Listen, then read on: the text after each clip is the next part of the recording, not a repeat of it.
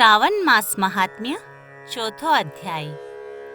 ભગવાન શંકરે સનતકુમારને કહ્યું, હે સનતકુમાર, હવે હું તમને ધારન પારન વ્રત કહું છું, સાંભળો। શ્રાવણ માસમાં પડવા તિથિના દિવસે પુણ્યાહવાચન કરાવીને મારા પ્રસન્નાર્થ ધારન પારન વ્રતનો સંકલ્પ કરવો। એક દિવસ ધારન અને બીજા દિવસે પારન કરવું। ધારનમાં ઉપવાસ અને પારનમાં ભોજન વિહિત છે। આ વ્રત કરીને માસની સમાપ્તિમાં ઉદ્યાપન કરવું। સર્વપ્રથમ શ્રાવણ માસની સમાપ્તિમાં કીર્તન પુણ્યાહવાચન કરાવીને આચાર્ય અને અન્ય બ્રાહ્મણનું વરણ કરવું। ઉમાપતિની પ્રતિમાને ઘટ ઉપર સ્થાપિત કરીને ભક્તિથી રાત્રે પૂજન કરવું। રાત્રે ભજન કીર્તન પુરાણ શ્રવણથી જાગરણ કરવું। સવારે અગ્નિ પ્રગટાવીને હવન કરવું। ત્રયંબકમ યજામહે મંત્રથી તલ અને ચોખાની આહુતિ દેવી।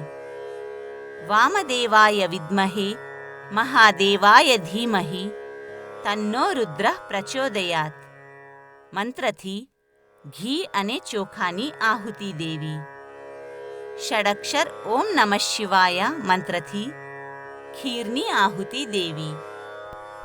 પછી પૂર્ણાહુતિ હોમ કરવો। ત્યારબાદ બ્રાહ્મણોને જમાડવા અને આચાર્યનું અર્ચન કરવું।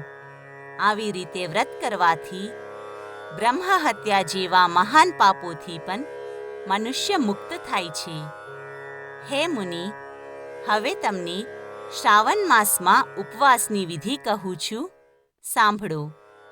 વ્રત કરવા માટે સ્ત્રી અથવા પુરુષે શ્રાવણ માસના પડવા તિથિમાં સવારે જીતેન્દ્રિય થઈને શ્રદ્ધાપૂર્વક વ્રતનો સંકલ્પ કરવો। અમાસના દિવસે ભગવાન શંકરની ષોડશોપચાર પૂજા કરવી। બ્રાહ્મણોનું વસ્ત્ર અલંકાર આદિથી પૂજન કરીને યથાશક્તિ ભોજન કરાવીને પ્રણામ કરીને વિસર્જન કરવું।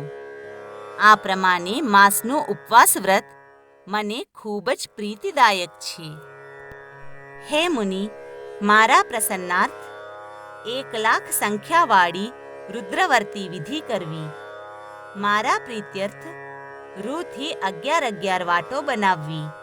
મને આ વાટો ખૂબ જ પ્રિય છે, તે માટે એને રુદ્રવર્તી કહે છે। શ્રાવણ માસના પ્રથમ દિવસે આ વિધિનો સંકલ્પ કરવો। શ્રાવણ માસમાં દેવોના દેવ મહાદેવ છે। હું શ્રદ્ધા ભક્તિથી ઉમાપતિની 1,00,000 વાટોથી આરતી કરીશ।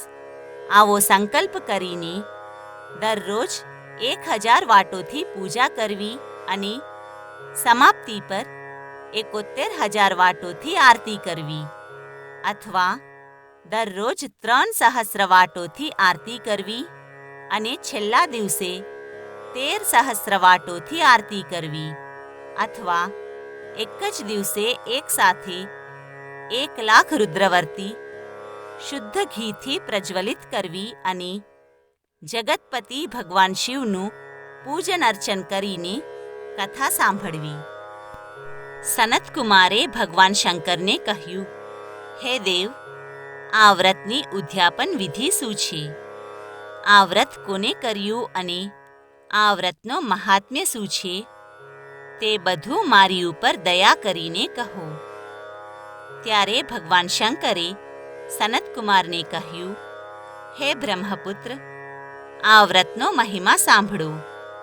આ રુદ્રવર્તી વ્રત વ્રતોમાં શ્રેષ્ઠ છે અને પુણ્યપ્રદ છે। આ વ્રત સંપૂર્ણ ઉપદ્રવોનો નાશ કરે છે અને પ્રીતિ તથા સૌભાગ્યને અપાવનારું છે। પુત્ર પૌત્ર તથા સમૃદ્ધિ આપનારું છે। આ વ્રત ભગવાન શંકરને ખૂબ જ પ્રિય છે। ત્રૈલોક્યમાં આ રુદ્રવર્તી વ્રત તુલ્ય બીજું કોઈ વ્રત નથી। આ વ્રત ઉત્તમ શિવલોકની પ્રાપ્તિ કરાવનારું છે। આ વ્રતની એક પુરાતન કથા છે. ક્ષિપ્રા નદીના સુંદર તટ પર રમણીક ઉજ્જૈની નામની નગરી છે. એ નગરીમાં સુગંધા નામવાળી એક ખૂબ જ સુંદર વેશ્યા રહેતી હતી. એ સુગંધાએ ઘણા યુવા પુરુષો તથા બ્રાહ્મણોના ધર્મ ભ્રષ્ટ કર્યા. વારંવાર ઘણા રાજા તથા રાજકુમારોના આભૂષણાદિ ગ્રહણ કરીને એમનો તિરસ્કાર કરીને કાઢી મૂક્યા. આવી રીતે તે વેશ્યાએ ઘણા પ્રાણીઓને લૂંટ્યા. પૃથ્વી પર તેના રૂપ લાવણ્ય તથા કાંતિની ખ્યાતિ હતી. એક કોસ દૂર સુધી તે વેશ્યાના શરીરની સુગંધ આવતી. નૃત્ય કાર્યમાં તે રંભા આદિ દેવાંગનાઓનું અપમાન કરતી. તે ચાલતા પદ પર હસતી અને હંસોના ચાલની પણ તે હસી ઉડાયા કરતી. એક વખત કૌતુકવશ તે વેશ્યા ભ્રુકુટી તથા કટાક્ષોથી કામબાનનો ત્યાગ કરીને ક્ષિપ્રા નદી પર ગઈ. ત્યાં તેને ચારે ઓર ઋષિઓથી યુક્ત ક્ષિપ્રા નદી જોઈ. ત્યાં કોઈ બ્રાહ્મણ ધ્યાનમાં સંલગ્ન હતા તો કોઈ જપમાં લીન હતા. અમુક બ્રાહ્મણ શિવાર્ચન કરતા હતા અને કોઈ વિષ્ણુ અર્ચનમાં સંલગ્ન હતા. ત્યાં તે બધા બ્રાહ્મણોના મધ્યમાં તે વેશ્યાએ મહર્ષિ વસિષ્ઠને જોયા. એના દર્શન માત્રના પ્રભાવથી તે વેશ્યાની બુદ્ધિ ધર્મમય થઈ ગઈ. જીવનના વિષયોમાંથી તેનું મન હટી ગયું. તે વેશ્યાએ વિવશ થઈને મુનિશ્રેષ્ઠ વસિષ્ઠને વારંવાર પ્રણામ કરીને બધા પાપકર્મોના નાશ માટે ઉપાય પૂછ્યો. સુગંધાએ કહ્યું, હે વિપ્રેન્દ્ર, હે યોગીશ, મેં ઘણા પાપ કર્યા છે. હે પ્રભુ, એ સંપૂર્ણ પાપનાશક ઉપાય મને કહો.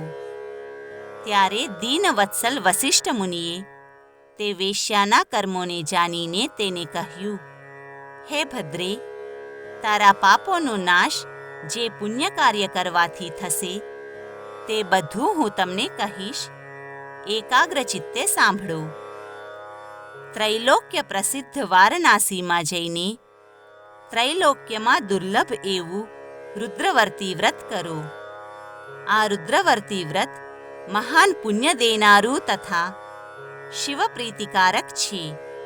આ વ્રત કરવાથી તારી ઉત્તમ ગતિ થશે. આવી રીતે વ્રતની વિધિ જાણીને તે વેશ્યા ખજાના, નોકર તથા મિત્રને સાથે લઈને કાશીપુરી ગઈ. ત્યાં તેને મુનિ વસિષ્ઠના આદેશાનુસાર વ્રત કર્યું. વ્રતના પ્રભાવથી તે વેશ્યા પંચભૌતિક દેહ સહિત ભગવાન શંકરના શરીરમાં લય થઈ ગઈ. જે સ્ત્રી આ દુર્લભ વ્રત કરે છે તેને નિશ્ચિત રૂપથી તેની ઈચ્છિત વસ્તુની પ્રાપ્તિ થાય છે. હે સનતકુમાર, હે સુવ્રત, હવે તમે માણિક્યવર્તીઓના મહાત્મ્યને સાંભળો.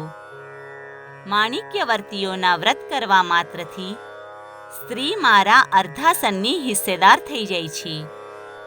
તે સ્ત્રી મહાપ્રલયના અંત સુધી મારી પ્રિય થઈને નિવાસ કરે છે.